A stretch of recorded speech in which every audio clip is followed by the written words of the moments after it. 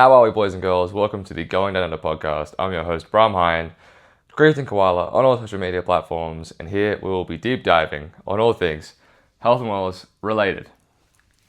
How are you? That's fantastic. Didn't give you enough time to respond, but you probably responded with good, hopefully. If not, don't worry, I got you. Crazy time that we're in right now. Episode 21. It's pretty crazy. It's pretty cool.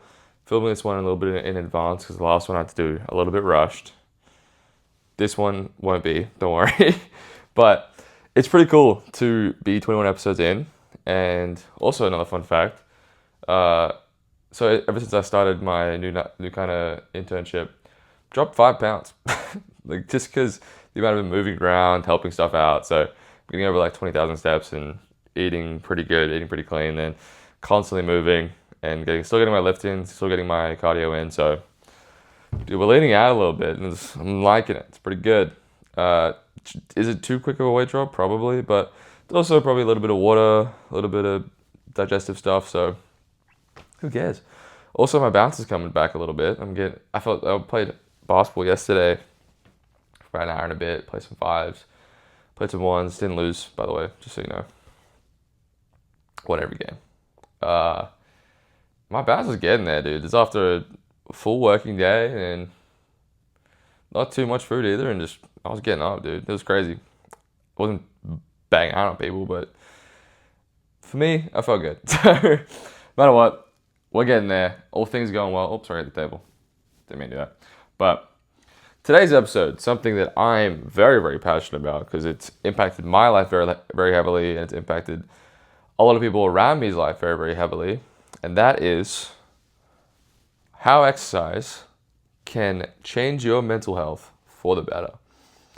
And I think a lot of people think exercise takes a lot of time or whatever it is. And it's like, well, I don't like how I look, or I don't care. I don't want to look bulky. I don't want to look really big or whatever.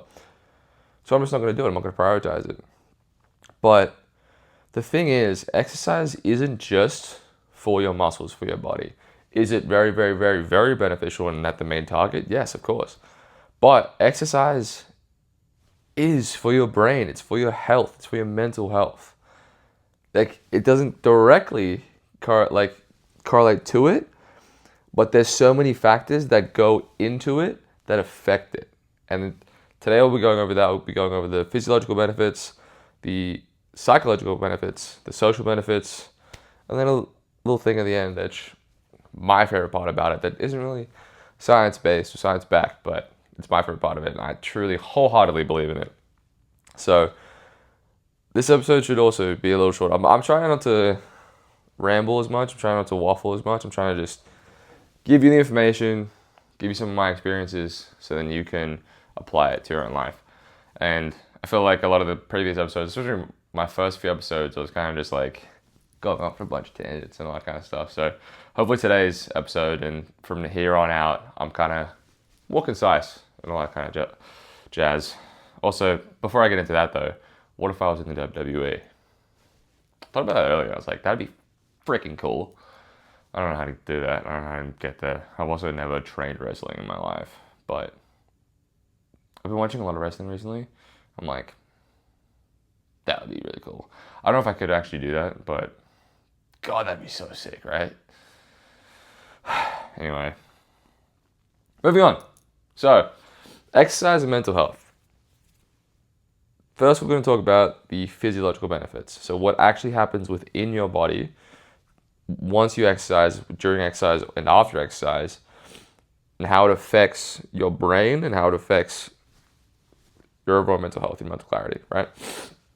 So, when you exercise, there's blood flow moving, there's oxygen moving around, there's a lot of physiological functions have to happen for you to recover and also perform, and also for the adaptations to happen.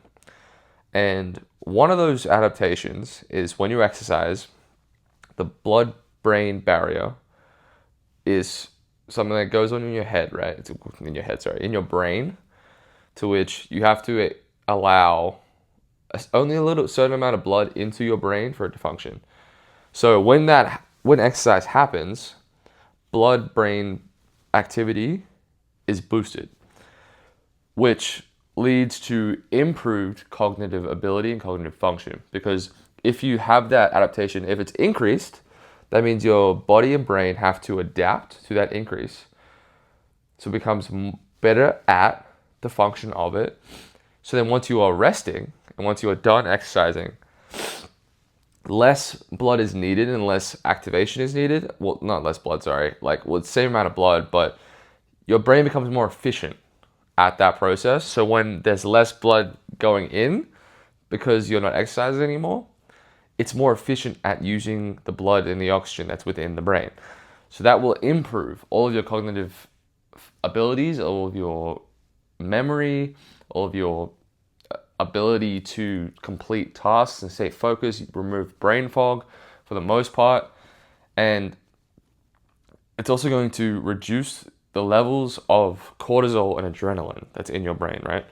So when you wake up, cortisol spikes because you're awake now, so your brain is increasing the production of cortisol in your brain and in your body so that it's awake, it's functioning, and there's your physiological functions are happening. That's why cortisol needs to happen. But if your levels are too high for too long, your body gets too stressed, right? But the natural increase is a good thing. When you wake up, that's a very, very good thing. So when you exercise, it increases your level of cortisol a little bit. So what happens is once it increases, it needs to even out again. So it's going to drop a little bit further, right? And then it's going to go back to baseline a little bit. But the more that happens, the lower the baseline level becomes, because your body's better at producing this hormone, and it's better at functioning at higher and lower levels, so then it's able to reduce its baseline a little bit. Again, it's similar to heart rate. When you exercise and you do aerobic activity, it increases, and then over time, it balances out, and then your resting becomes lower because your body and your heart becomes more efficient at pumping the blood through, right? It makes sense. It also reduces levels of adrenaline. Like obviously when you aren't exercising and when you aren't in a state of stress, you want adrenaline to be low. You don't want it to be high because then you'll be on edge all the time, and then it's just going to affect everything else. When you exercise, adrenaline is increased because you get all the endorphins, all that stuff, and you're on edge and you're ready to perform and you're blah, blah, blah, you know what I mean? So your adrenaline at baseline is the same as cortisol and heart rate.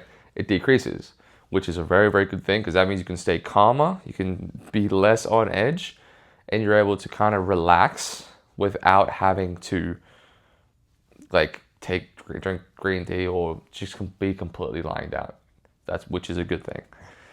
And obviously what a lot of people talk about, with the hormones that make you feel good, which are like endorphins, dopamine, serotonin, exercise spikes all of those, increases all of those. Not spikes is a bad thing, but increases all of those, increases your levels of it during, and then afterwards it's going to be like a very, very small decline of those endorphins, which means that you feel better for longer.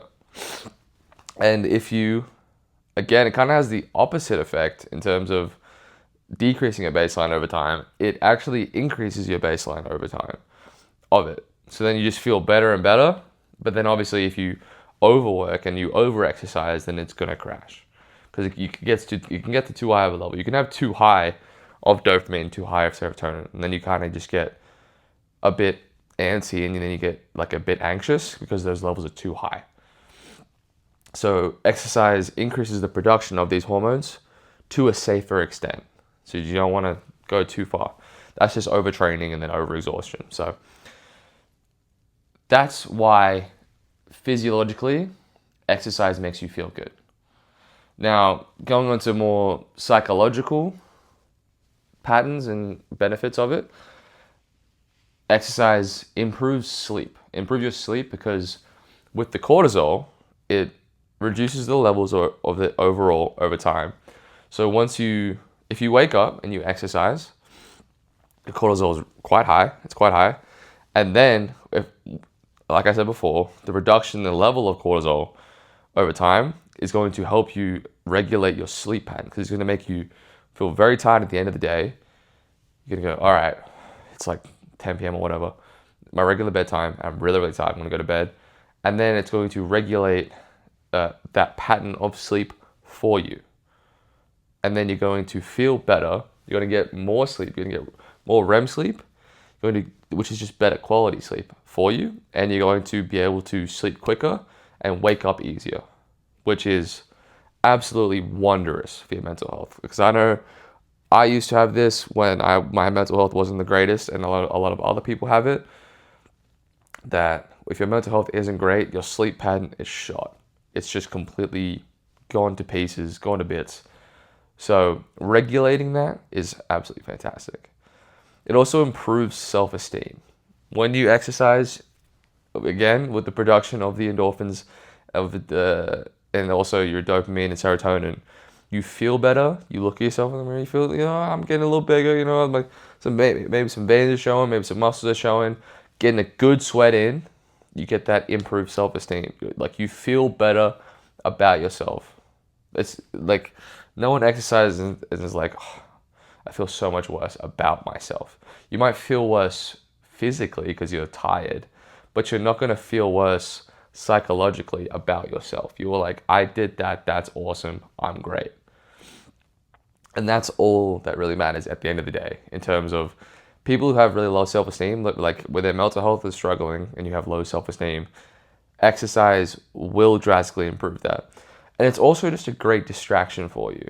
If you have mental health troubles or mental health issues, and you have an hour or two in a day where you can work out and you can feel good about yourself and you're not thinking about anything else, all you're doing is thinking about working out, hitting the next set of size you can, resting as much as you can, and then going back at it again, or just going for a long run or something like that, you're not really thinking about anything else, which is a good thing in the grand scheme of things.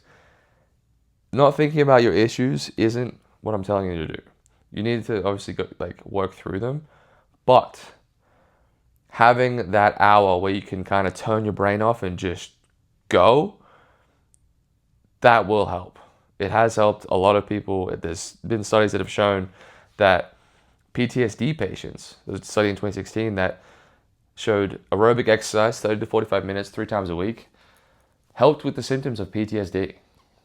And if you think about that, that's insane, right? These people have gone through such traumatic things, whether it be war, whether it be a bad childhood, and just like an hour and a bit of exercise a week can help reduce those symptoms of just brain fog, feeling bad, all that kind of stuff. If you just exercise, the symptoms of those traumatic disorders can kind of dissipate, which is awesome. And even if you don't have those mental health issues or the disorders, just imagine how that's going to make you feel. You know what I mean? So that's just the psychological benefits. Now, looking more towards social and macro kind of benefits, exercising, going to the gym, and creating a pattern for yourself, creating a routine will help you kind of put more things into perspective, be able to analyze situations better, be able to understand where things fit in better, and also kind of something a little smaller, just going to a gym, going to the same gym, going to maybe group classes, maybe going to a personal trainer, something like that, seeing the same people every day, seeing the same people work towards the same goals you are, or just work towards bettering themselves. That's such an empowering thing for people, and I don't think people realize the gravity of that. Like for me personally, a personal story, I go to the IM, which is the intramural building, and I see a lot of the same people working out there whenever I go, because I go around the same time, they go around the same time. So over time, I've built these relationships with these people. I now I'm able to go up to them, say, "What's up? How's your workout going? What are you hitting today? Dude, you looking big? Whatever, you looking leaner? Whatever it is." And I can tell that really, that is a relationship now that I've built that helps me and also helps them. I can see them, they're laughing, they're smiling, so am I. And it just makes that workout, that time for me and for them better, because you expect to see those people And then you can also like, like give a little nudge if like you don't see him, like, yo, where are you at, bro? Like, I missed seeing you yesterday. What's going on? He's like, whatever. Like, I wasn't able to hit yesterday. I had a lot of work to do, but now I'm in. Now we're back. And then it's like, hell yeah, you know what I mean? So that is just such a huge thing to where being able to build these social relationships and build these patterns and these routines, you can just build so much confidence and build so much positive energy around you that it's kind of hard to have a bad time when you're there. And then that's just going to help you work through some stuff, build better relationships. Because, a lot of things with mental health is that people don't know that they have people around them. So being able to go do hard things and hard shit with people that truly care about you, want you to get better, that's huge. It's just awesome, dude. And people don't acknowledge the benefits of that. So, like, because a lot of people credit a lot of their mental health, or getting over their mental health barriers towards exercising and the gym. And I don't think people give that part enough credit of where they're seeing the same people building these relationships to where they're able to get super jacked up and super excited to go to the gym because they also get to see these people and see these people who are working in the gym, seeing them every time, building those relationships and getting out of their comfort zone to talk to these people because they're on the same path. And that's to me is one of the most beautiful parts about exercising and being able to fix or at least combat mental health stuff. And then the biggest one for me personally is not really science backed. It's kind of a basic kind of off this quote from Alex Hormozy. I know a lot of people don't agree with what he says, but look, this one is one of my favorite things. It's one of my favorite things to think about a lot whenever I make decisions, especially towards exercise. And it's goes along the lines of like affirmations, shouting in the mirror, all that kind of stuff. That doesn't build self-confidence and self-esteem. What builds that is having an undeniable stack of proof of being able to say you are who you say you are. If you are able to prove yourself right and make promises to yourself and then deliver on those promises, that changes the game. If you say, I'm going to get 10,000 steps, I'm going to work out 3 times a week, and I'm going to eat 80% whole foods in my diet, I'm going to do that for as long as I can. Every day that you do that, without missing a day, or maybe missing a day here and there, but making sure you're doing it as much as you can and proving yourself right, feeling better about yourself, and doing all the things necessary to go in the right direction, that will change everything for you. You will be able to do so much more. You will be so much more confident. Your self-esteem will go through the roof. You will be able to think about and do whatever you put your head to because you've done the hard things. You've accomplished hard shit and you're able to benefit from as much as you can because you have proven to yourself that you are who you say you are. You aren't just telling people, hey, I'm the best version of myself right now and I can't wait to get better because I do things every day that I either don't want to do or I know I don't want to do, but it's going to be better for me in the long run. And you aren't just saying, oh, I'm getting in the best shape of my life right now. You are getting in the best shape of your life right now. You're not just saying that. And that's why I get really fired up about this stuff because I used to be someone who used to make all these promises to myself but never deliver. Because it doesn't matter if you make a promise and just try it and you don't deliver on it, but you did try. It doesn't matter. You did try. That's the thing. Like, if you're able to, you will. And that's all that matters. Because even if you don't get your exact goal that you work towards because of that promise that you made, the promise isn't really the goal that you made. The promise is that you're going to strive towards it. And you will fulfill that every time if you just try and if you go towards it. And that's something that's been really huge for me, because I used to, again, be someone who used to want to make all these promises to myself and used to write them down, all that stuff, then I just wouldn't deliver on them. And then I would feel like shit and I'd be like, why do I feel bad? It's because internally I've made all this stuff that I want to do and then I just wouldn't do it. But now I can confidently say that I do everything that I put my mind to, I do. And it's cool to say that. And it's also the coolest part about that is because I know I'm not lying. Yeah, if that makes sense.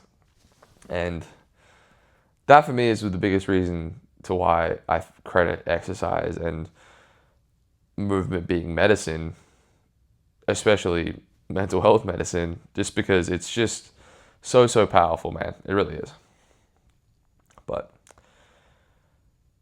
that's all from me. Again, I'm saying again, I haven't prefaced this yet, but if you are going through something, talk to people. But also, if you are going through something, exercise can be an absolutely fantastic tool for you to work through stuff and to get better without adding detriment, or if you feel like you're adding detriment to other people, which you're not, but exercise can be a very beneficial tool for you. And it's just going to improve your life quality by a dramatic margin. So, whoever you are, if you're listening still, I love you. Even if you weren't listening still, I still love you for tuning in. And I hope that you are getting the help that you need, and especially you are exercising and getting movement because you need it to. Not because it's you, I think you're unhealthy, but it's going to help you no matter what, even if you are really healthy. The healthiest man in the world, the unhealthiest man in the world, both have something in common, and that's that they should exercise. I kind of came up with that on the fly. That's kind of hard. I might take that and take that and run with it. Sorry. But, okay, that's going to be me for today. Episode 21, kind of crazy. I'll be back next week. If you guys have any questions again, make sure to send them to me. You can DM me. If you know me personally, just give me a call maybe. Give me a text. So, and then I'll be able to talk about anything on this podcast. I got some more ideas coming. Got a lot of cool ideas coming. So hopefully they all pan out. If they don't, I'll be sad. But no, I'm kidding. I won't be sad. But I will be upset. But regardless, I love you. And I hope you have a great day.